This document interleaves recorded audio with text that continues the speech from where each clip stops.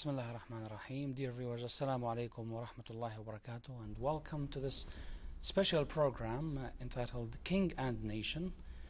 This program highlights the visit paid by the custodian of the two holy mosques, King Abdullah bin Abdulaziz Al Saud, to the provinces of Najran, Asir, and Jazan.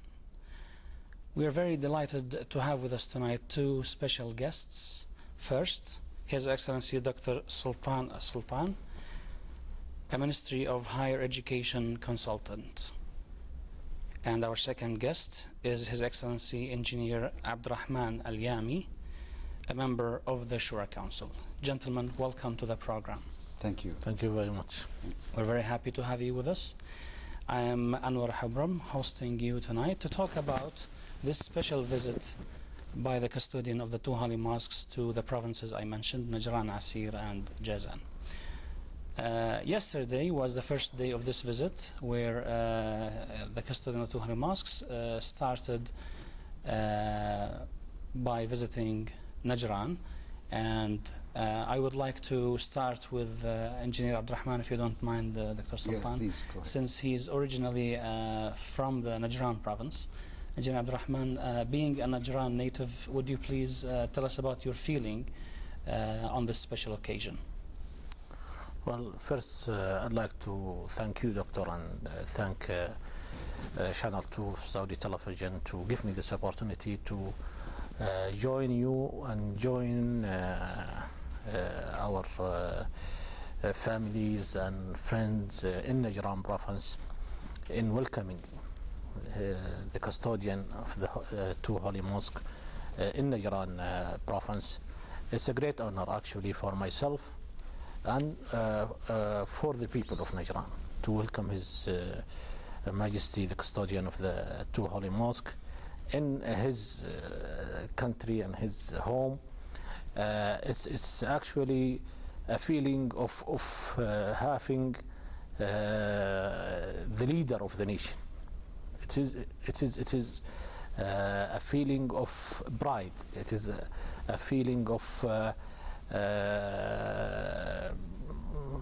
it's just give that feeling of somebody that who care about his citizens. So the visit of the king to the province actually means a lot to every Najrani. Actually, it means to every citizen anywhere in the kingdom. But since we are talking about Najran and southern region right now, I think we feel that it is an opportunity for us to see him firsthand, to talk with him, to express our gratitude to all the what is the government is doing to improve the situation and to cater for the development of Najran province like any other province in the kingdom. Second, also to talk to him about the needs of the future and the strategic look for the future of Najran, because we deeply appreciate and we believe that His Majesty the King definitely care about all the provinces of the government and would like to hear directly from the people.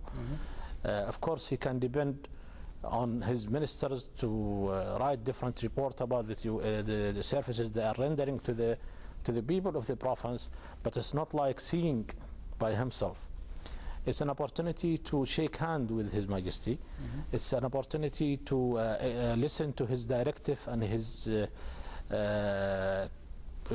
warm feelings and care about the citizen of the region. So it's a warm welcome from myself and from the people of Najran for the king to be among us, and it is really a feeling of pride, I think, for everybody who live in Najran.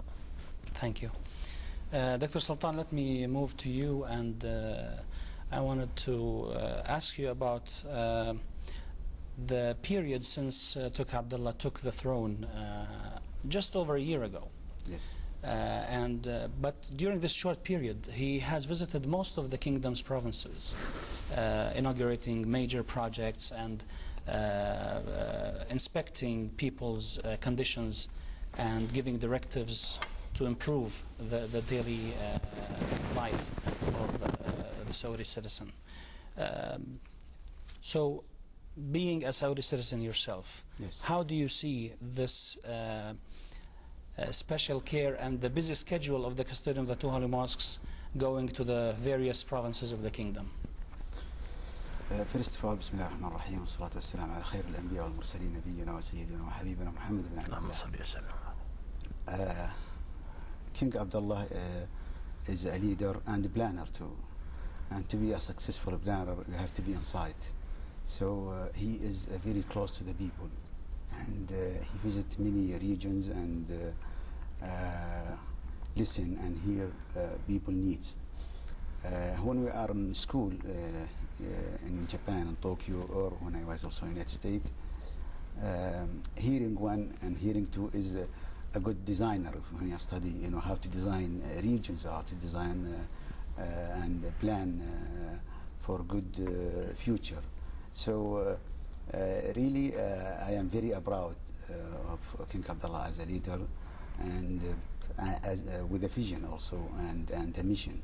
So this is a very good move, and we see improvement in economy. We see improvement in creating job to the people in various projects, and this is a very good, really development for the kingdom. Not only one region, all regions, and he has a very sincere human vision to the people, and also he knows what each region needs in terms of uniqueness point of view. I think Dr. Sultan has raised a very important point, which is as a leader, when a leader such as King Abdullah opens up new projects in various provinces of the kingdom, this creates many job opportunities for the people of that region. And I think this will also help reduce one of the problems that we have, which is that when students or job seekers don't find their opportunity in their area, they will move to other areas. And that's what happened in Riyadh many years ago. Riyadh now is overpopulated, as you know, because of this movement of people from remote areas to the capital to find a job opportunity or an education opportunity. What's your comment, Engineer Abdurrahman, about that?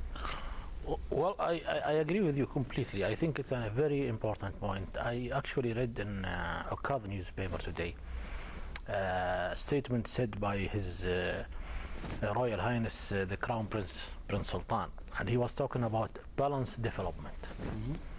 And balanced development means, in my views, exactly what you said, that we should not really concentrate all their services and development in major cities. As you are aware, Riyadh, Jeddah, Dammam is overpopulated, and this overpopulation situation create difficulties in housing, create difficulties in providing services, it water, puts pressures on all the services, electricity, communication, water, infrastructure, storage, infrastructure, everything. So actually we are creating a problem, because people are moving from rural areas to find jobs. Exactly.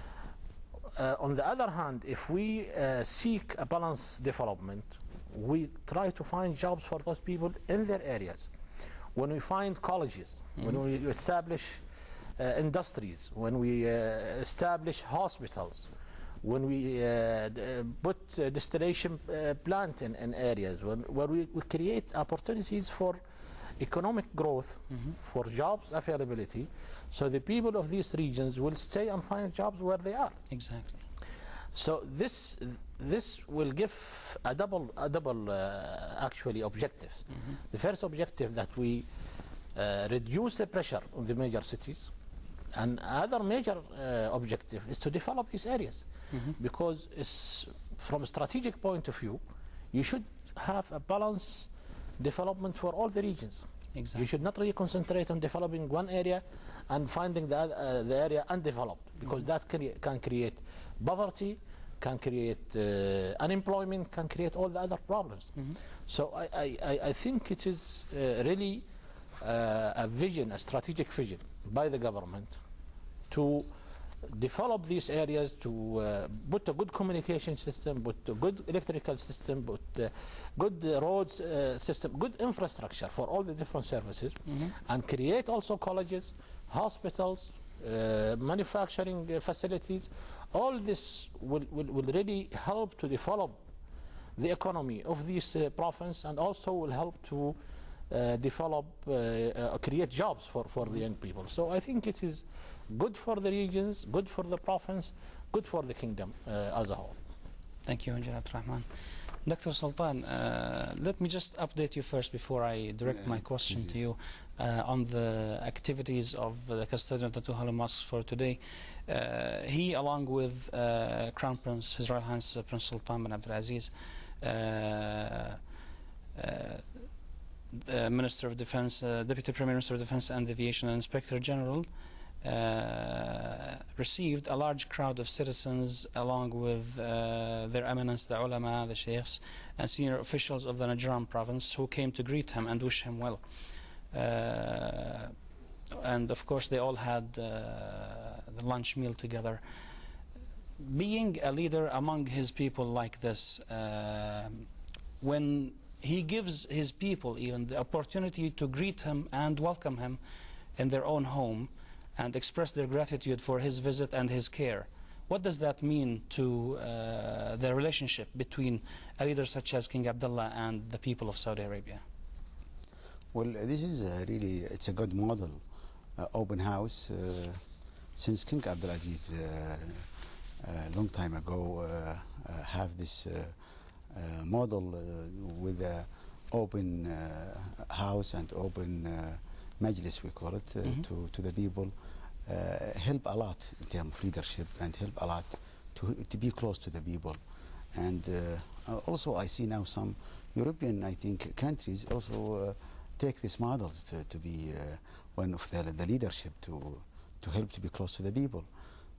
You cannot be put yourself in buffer zone far from the people. You are within a family, and this is really give the country and the leadership and the royal family a very well respected among their people, and people love them in their hearts, you know. And this is not just today or yesterday. King Abdulaziz drew a great really future and a great vision with a map, you know, to see how is this to be close to the people, you know. So this is, I think, it's a great model, and we are proud of that, and this has helped a lot to have a great nation. Exactly. So, Engineer Abdulrahman, I believe you followed the last night's festival where the people of Najran province welcomed King Abdullah, and if you look carefully at people's eyes and faces, you feel that they are really sincerely happy to have him among them.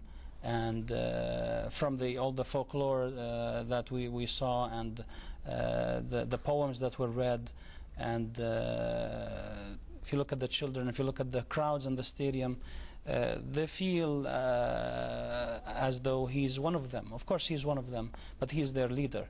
And I wanted to elaborate on what you mentioned before about this management model you mentioned, how this leadership is represented by King Abdullah's behavior. First, I'd like to agree with Dr. Sultan that the model that we have in the kingdom, with having an open session every week, actually. Exactly. The king is meeting with his people. They have an open meeting every week. The governors of each district is meeting with the people of that province every week. It's been a tradition for ages. Yes. And it brings that communication, direct communication, because seeing is a believing, as I said earlier. If you depend only on reports on paper, it's never like somebody who's facing you face to face and talking to you and explaining to you. I think that bring a better understanding for the governor, for the king, of the situation the people are living, and also it gives that sense of love and loyalty to the citizen, that he has that opportunity to meet the king. He's the king. He's the leader of the nation. He'll never forget this experience. I'm a simple, basic citizen, and I have an opportunity to meet the king and talk to him directly without no barriers. Exactly. This bring about the love Dr. Sultan was talking about. It bring about the loyalty, because that loyalty, you cannot gain it by money. You cannot gain it. You gain it by respect, by care. And I think this is what's so special. I think also the king is directing every minister to have a special meeting for the citizen, to also meet with the people directly and talk about their needs, the services they are getting, and the problems, because that also is never like depending on reports of what's going on in the district. Meet with them. Exactly. Let's talk about what I call governing by wandering around, by walking around, and this is what the model of the King Abdullah is playing actually, and is exercising. When the king also visiting the province, it has a different impact. It has impact on the citizen, it has impact on the king himself. The king has an opportunity to know the situation directly, without no barriers, exactly know what exactly the people are facing. See what are the projects which are taking place, how happy the people about the services the government is offering them. Because this will give him a better understanding of the situation. In the same time, the people of the province have this opportunity to listen directly to his directives, and also they have this opportunity to listen to the king, to make themselves heard also by the king. Because that's an opportunity. Not everybody is capable of going to Riyadh and meet the king. Exactly. So I think this will give both parties, the king, the custodian of the two holy mosques, and also the citizen, a better understanding, a better communication, and a better loyalty. This is an opportunity also for the people of the province, of Najran and other districts, to show loyalty and love for the king, because this internal strength is really what is important for the unity of the kingdom. Because if we create this loyalty and love for the kingdom, whatever happens, still our country will remain strong and will continue to be strong. Thank you, Engineer Abdurrahman. You know, they don't call him the King of Hearts for nothing. He deserves that, every sense of that title. And if you noticed also last night in the stadium, people raising banners saying the King of Hearts and the Kingdom of Humanity. Dr. Sultan, Engineer Abdurrahman mentioned a very important aspect or a positive effect of the custodian of the two holy mosques' visits to the kingdom's provinces, and that is leading by model, listening to the people directly without any barriers. Do you see this kind of administration as unique to the Kingdom of Saudi Arabia, or do you see it in other countries as well? Of course, it's unique here and other successful country. To be with the people and to know their needs is a very important elements in terms of developing the regions and developing the infrastructure and developing also the relation between the leaders and his people. Really, it's a good model, and really other countries, like for example in Japan, social aspect and leadership it has a very big link. This will help a lot for the success, and help a lot for develop in Japan local development, for example. So what the king do now, and it has really a good aspect related to the development and aspect related to the people needs. So it's a good model really in Saudi Arabia and also other country. I saw many good example in Japan when I was studying my PhD there. It's a very big. I mean, they call it humanities and traditional and leadership. So this is a very good, unique system. So when you say this model of administration is followed also in Japan, do you mean also not only at the major level like prime minister or governor of a province, is it also applied in local, or small districts as well? Yes, in local development it has a very, like the governors and the leadership, they take their strength from the people. And this is really a leadership phenomena in Saudi Arabia, and I see it really in Japan, and also I saw now with the king and our nation now, it's a very great movement in terms of development locally in each region, and also the king have a great way of seeing all regions together. He don't see one different than another. He give each region its own uniqueness, and this is a very important aspect. If I see Najran, for example, it has uniqueness way, it has uniqueness natural resource, it has uniqueness development. So we should give each region its own uniqueness in terms of development. And that's what the king really follow, and that's what the king selecting a great staff with him, and I think we will have a great news in the future. We're going to see many good things. Inshallah. J. Abdurrahman, the custodian of the two holy mosques is also accompanied by His Royal Highness the Crown Prince and many ministers and senior officials in the government.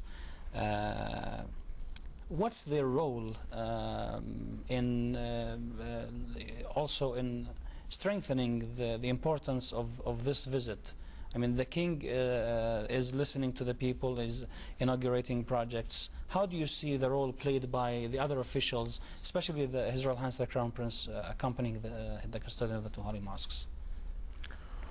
Well, definitely the presence of His Royal Highness the Crown Prince and other companions, their Royal Highness the Princes, their Excellencies the Ministers, all this give a great deal of importance to the visit, because actually this shows that this visit is not only it doesn't have only a political aspect, although the political aspect is very important. It is in the same time showing that it is a practical visit. It is a visit to make every minister is responsible of what exactly he see. He wants the minister to see with him, to analyze the situation, because that put the king and put also the minister himself in a challenge situation, because he saw with the king the situation.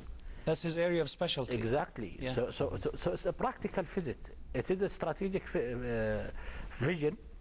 It has a political impact, definitely. It has a social impact, definitely. But also it has other implications, economical, surface impact, because like let's take an example of, say, any minister. Let's say water. The minister responsible for water, when he took the inaugurate project for water in Najran, 400 million Saudi Riyal is a worth of a project to bring water from the empty quarter to Najran. Exactly. But in the same situation, it's an opportunity for him and of course the king to listen if there is any other problems. What are the challenges? What are the difficulties? What are the needs? Exactly, Yes, exactly. because also when the king need an advice, the king is definitely is the leader of the country. Yeah. But there is a specialty of the ministers. Exactly. So the minister will be able also to give the right advice or the right answers to the questions given by the citizen, or at least make the situation in a more clear manner to the king. Exactly. So I think it gives a practical meaning for the visit, and also it makes that every minister responsible when he go back to his ministries to follow up exactly what is in his field or his area, what exactly he has to do, and probably he will have to write a report to the king about it, and also make some kind of follow-up mechanism to make sure that whatever has been agreed on will be fulfilled. It makes the minister responsible in front of the king to follow up on the projects promised to a certain region. Exactly. Yes, great. Dr. Sultan, let me get back to you and thank Allah, alhamdulillah, our kingdom has enjoyed in the last few years a surplus in the budget, and wisely the government is putting the financial resources to use in establishing major projects, not only in the main provinces of the kingdom, the Riyadh province, the Mecca Mukarramah province, and the eastern province, but also all around the kingdom. We saw a very major project in Hayel, for example, another one in Rabigh. How do you see the future the financial future of the kingdom if we continue to have such surplus in the budget? Well, I think this is a very good move in our leadership related to the economy. King Abdullah vision of economy it is a good improvement. It's create job, and this is a very important thing, because how to decrease the unemployment, and he gets success in that, and this is a very good thing. People feel happy, you know. All these projects will help a lot to develop the infrastructure, and it will help a lot to improve the quality of life.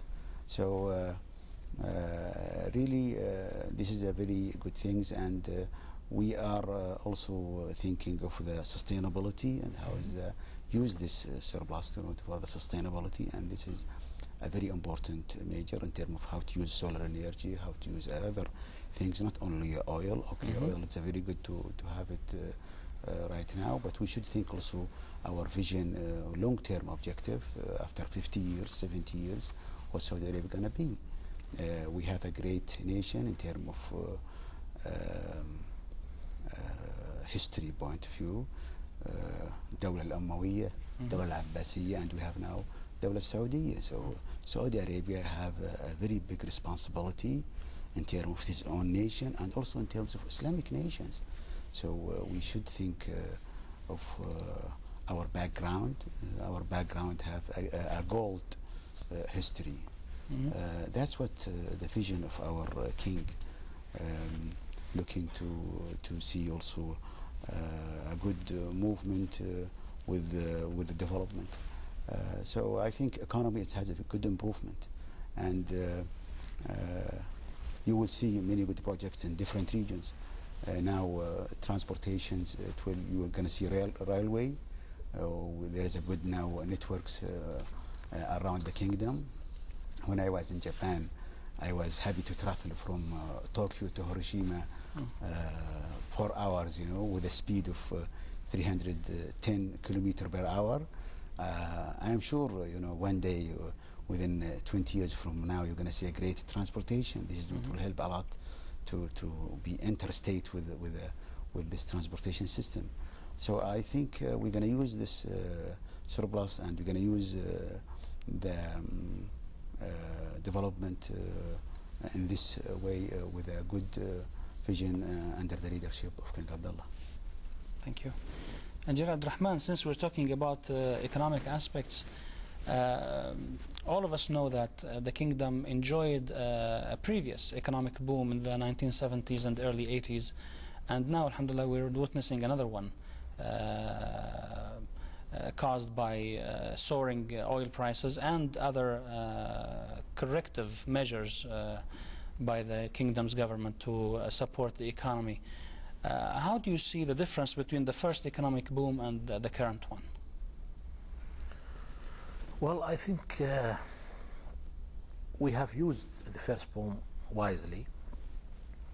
We have went through several phases of development, maybe the first 5-year plan, the second 5-year plan, and the third, and probably the fourth.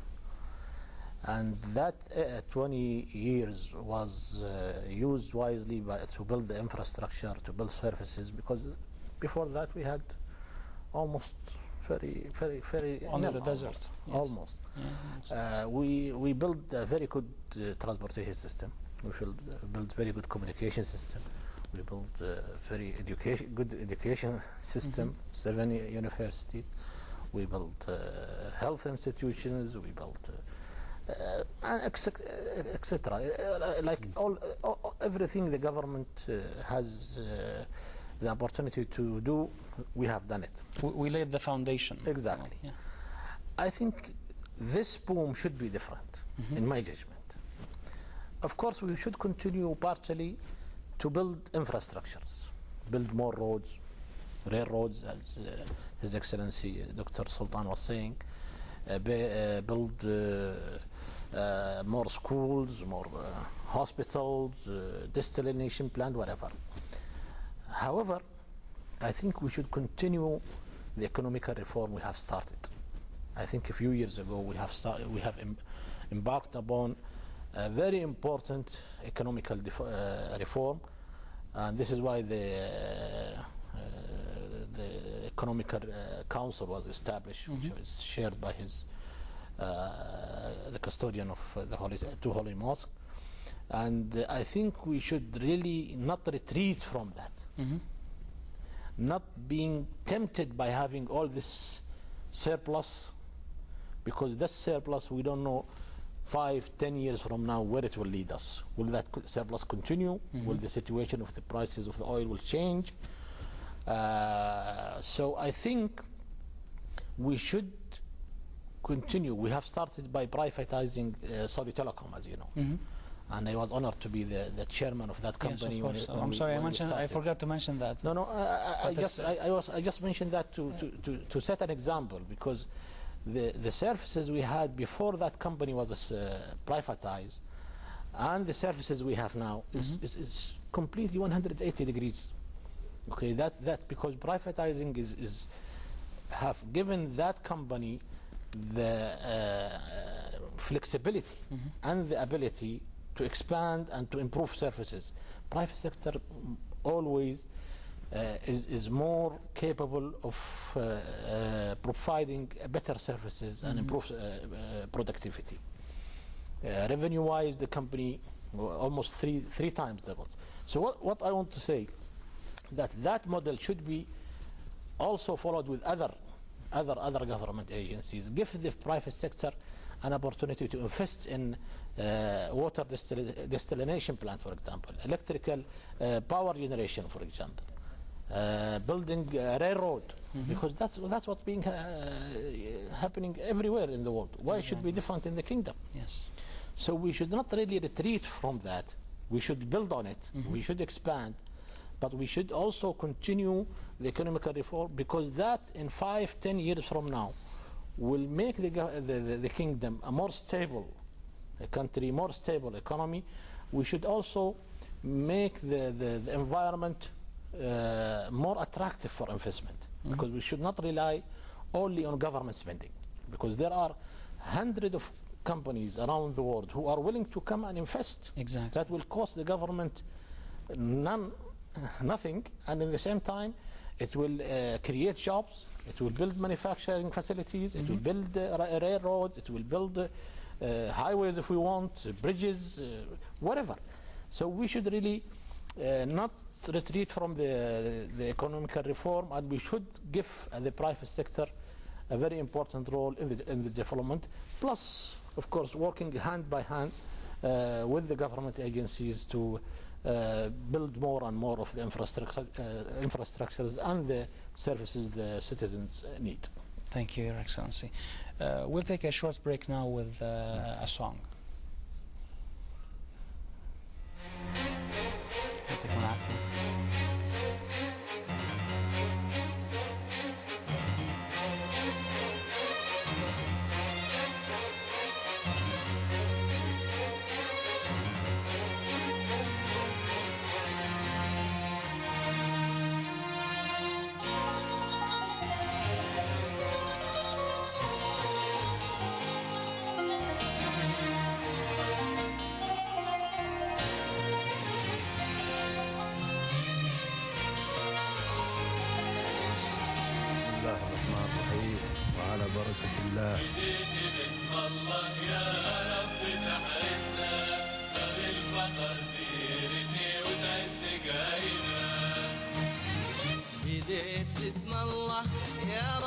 تحرسها دار الفخر ديرتي وتعز قائدها، بديت باسم الله يا رب تحرسها دار الفخر ديرتي وتعز قائدها، رافعين راسها فوق السحاب فاتحين بابها لكل الاحباب، رافعين راسها فوق السحاب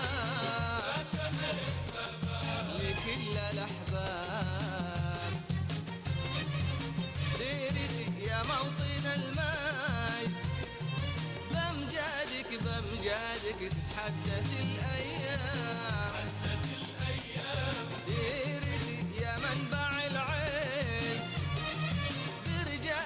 برجالك تتحقق الأحلام، وانت غلاك منا وفينا ودمتي، وانت غلاك منا وفينا ودمتي، دارب متعب قايد السلام، دارب متعب قايد السلام.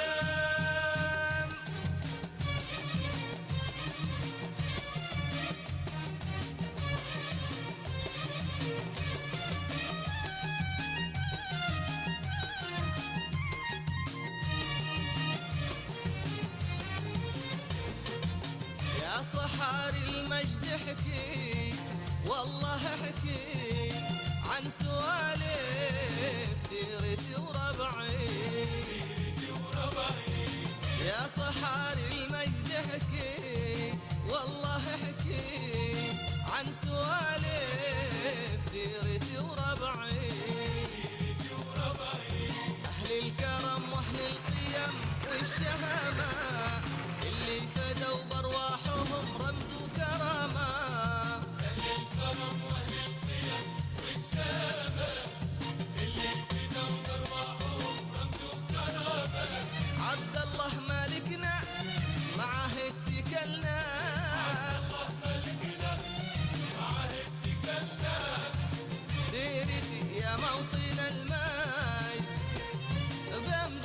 بمجادك تتحدث الأيام، ديرتي يا منبع العز برجالك تتحقق الأحلام، وانت غلاك منا وفينا ودمتي، وانت غلاك منا وفينا ودمتي، دارب.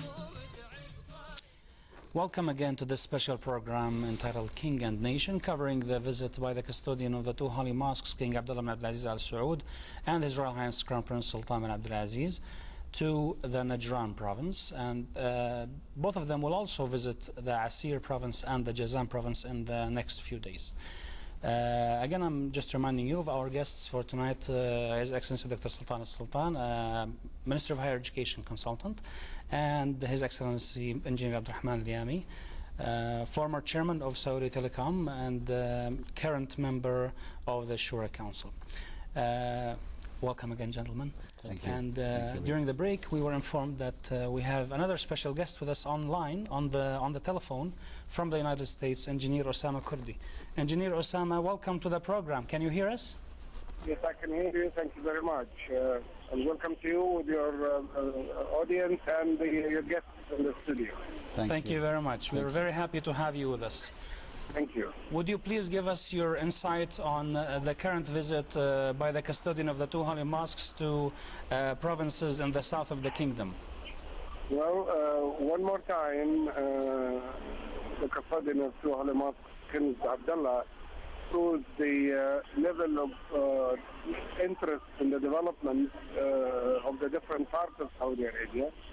Of course, this comes after the continued development of the different areas in Saudi Arabia, the economic, the political, the judicial, the educational, the industrial, all the different activities in Saudi Arabia are seeing major development and progress in the past few years. The custodian of Suhaili Mosque, King Abdullah, has shown a keen interest in developing not only these sectors, but also the different parts of Saudi Arabia. And to the experts, one can see that these visits that he is paying to the different regions of Saudi Arabia are not merely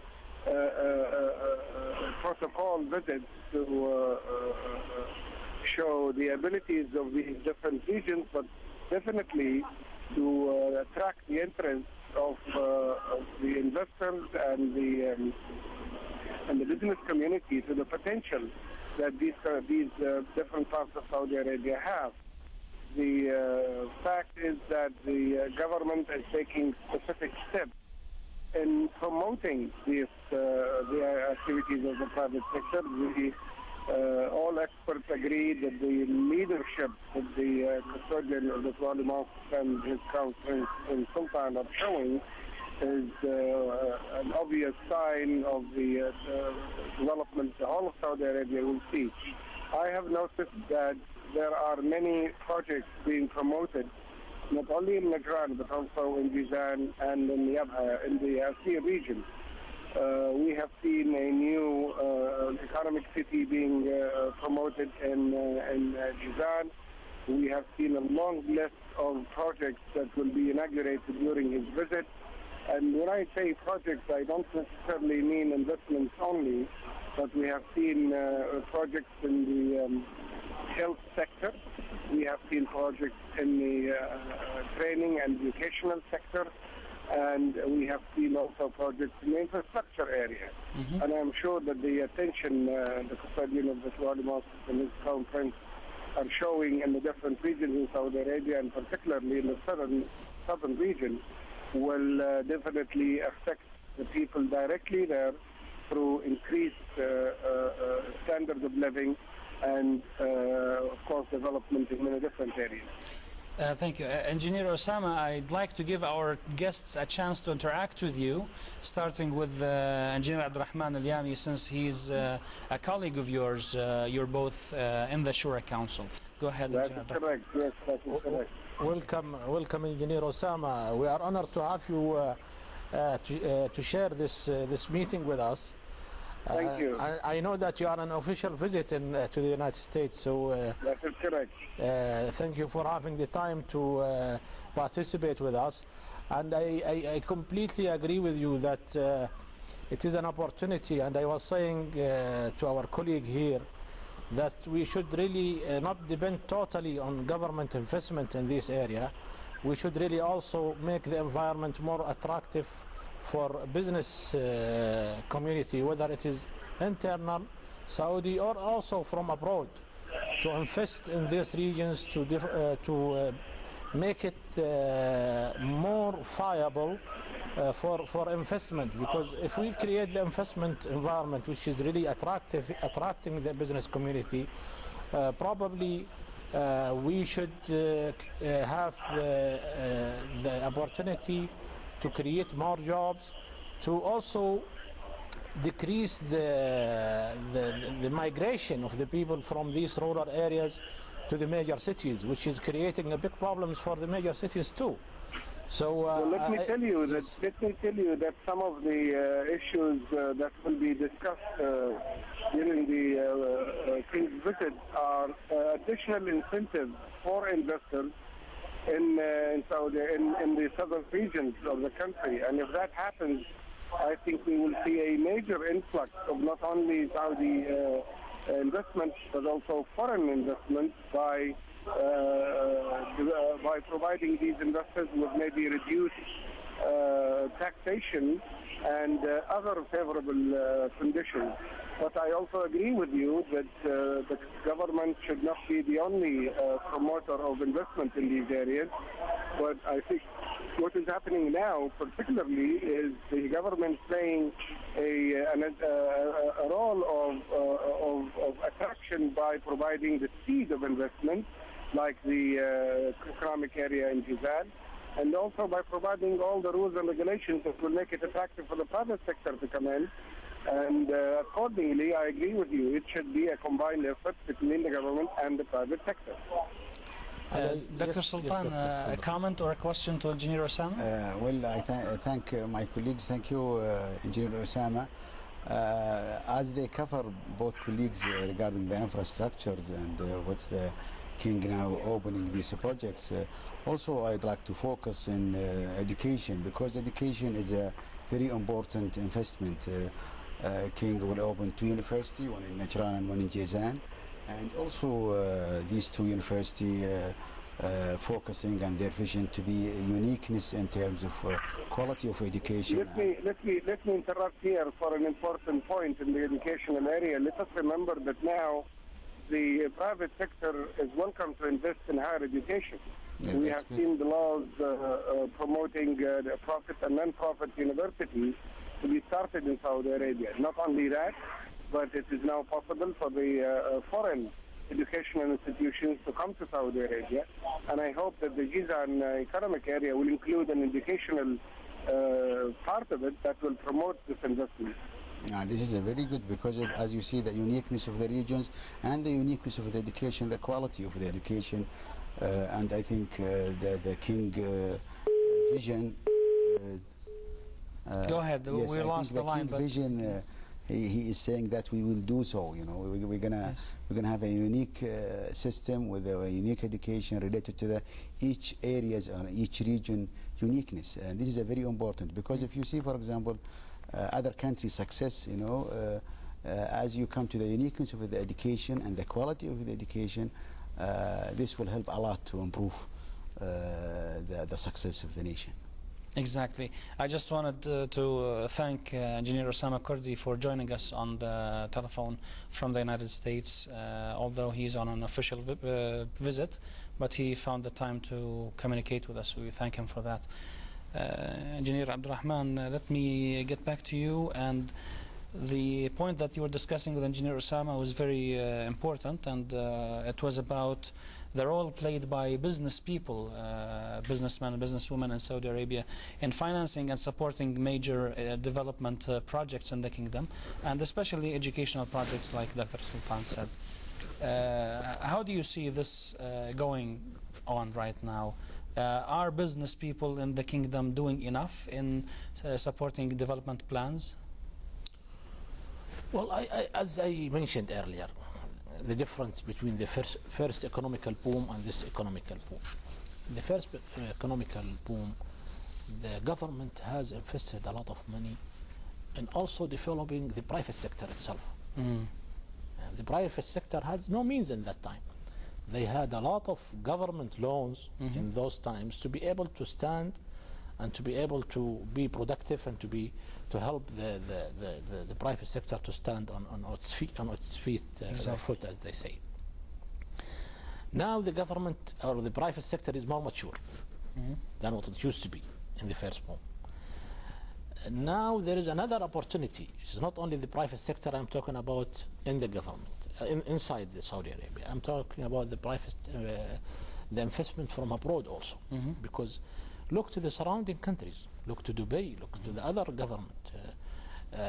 We went to, for example, to Thailand, to Philippines. You see bridges, highways, airports, all are built by private sectors. The government didn't pay a penny. So this is what I am saying. They implement these projects as investment. As an investment, okay, on long-term investment. So I think we can play this economical boom differently. We should really build the infrastructure and expand on it, as we said, but give the private sector more opportunities to build colleges, universities, hospitals, manufacturing facilities, road, bridges, railways, distillation plant, whatever. Because this is the way to build a strong economy. This is the way to prevent any recession from happening in the future due to the economical situation around us. Because the value of petrol is not stable. Maybe another form of energy will develop, although it's not seen. But also the petrol itself, the oil, is a limited. Might be depleted. Who knows when? Exactly. So we should really be a country which is depending on a different economical strength, not really relying on oil and the prices. So I think it's a blessing from God that we have this oil and these prices these days, but we should use it wisely by creating a better environment for investment, by supporting the private sector to take stronger roles, by making an environment more attractive for international investment to participate with us, and to work with the government side by side to build a better future for the country. That's my view. Great. Dr. Sultan,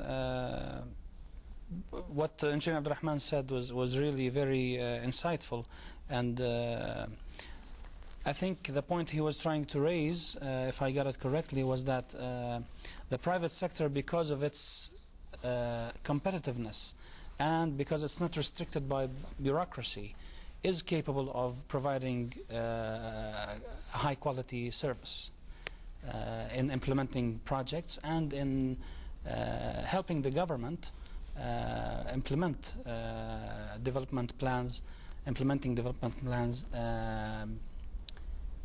and the private sector itself can benefit by long-term investment in doing so.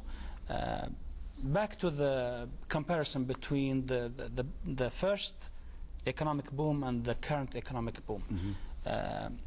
Do you see the first one as being more of a quantity boom and this one more like a quality-seeking economic boom? Or should this one be also quality and quantity at the same time?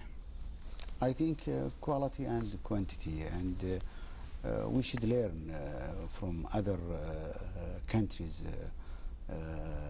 example, So these are very important things. We're going to see different countries' success in learning from their economical booming. I think we should use this resource right now in a long-term objective, as I said earlier.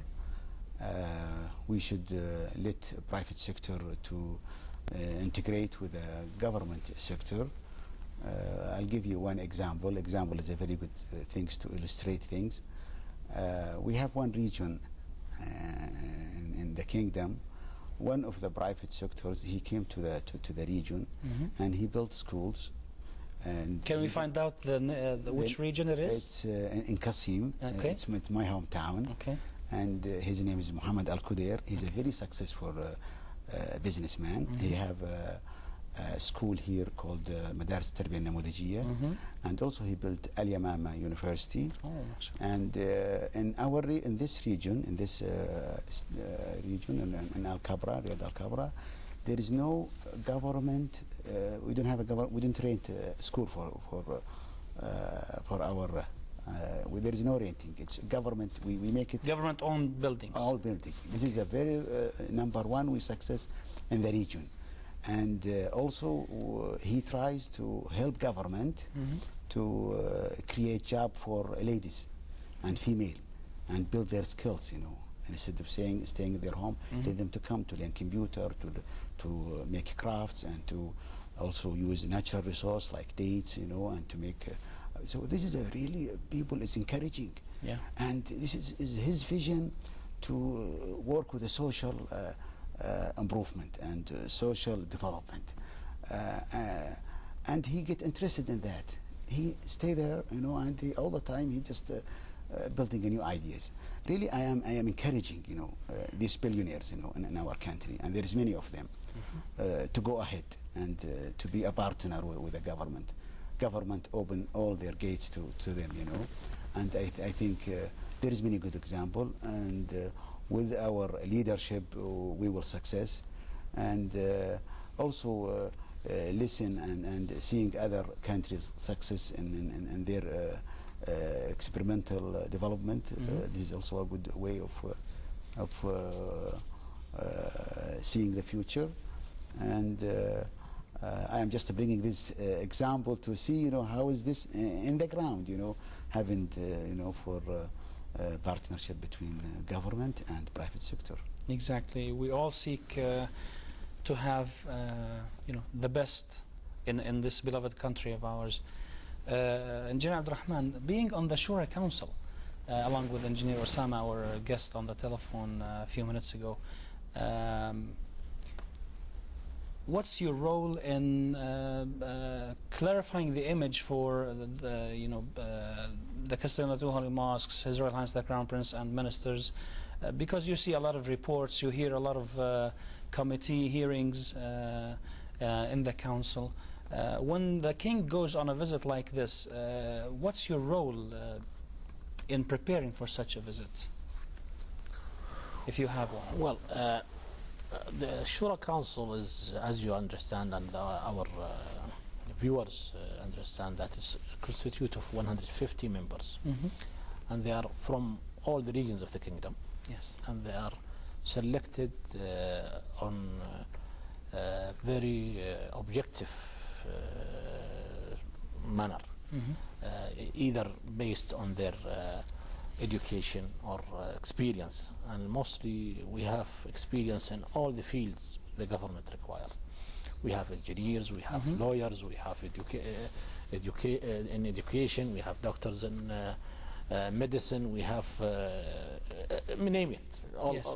So those people have been selected by their experience either in the government or in the private sector, and they are divided into 12 committees, and they are called specialized committee.